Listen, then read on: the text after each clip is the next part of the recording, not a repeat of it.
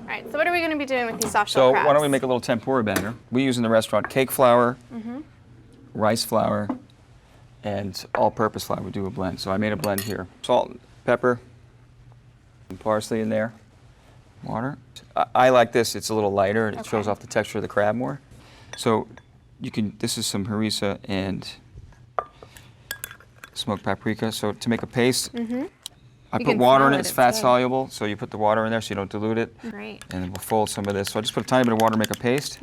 It's easier. It gets the flavor out as opposed to just putting it directly into the mayonnaise. It will not have the same effect. This is a trick. Right. Whenever you make a tempura as well, you don't want to beat it like crazy because flour has gluten. Right. And it'll start to react. If you have a thermometer at home or one of those little fryolators that are very handy, 350, 360 degrees, not more than that, not less. These cook very quickly, especially when they're cut like this. Do some more claws. This would be more like for an appetizer. Appetizer. I like to toss these with greens with like that aioli like we just did, so we'll do those. The more you put in, you're cooling the oil, so you don't want to overcrowd it because then you're taking away the temp, you're bringing the temperature down, and then what happens then is that everything, all the product starts to absorb the oil and then it gets greasy.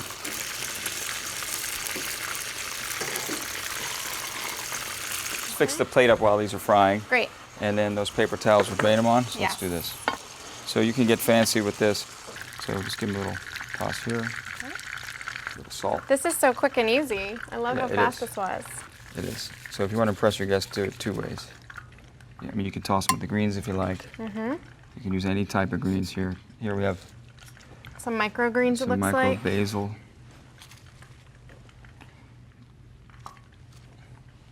Show the claw off there. Looks great. And this we'll just toss it. A little lemon vinaigrette. All right. And then just top it off. there you go.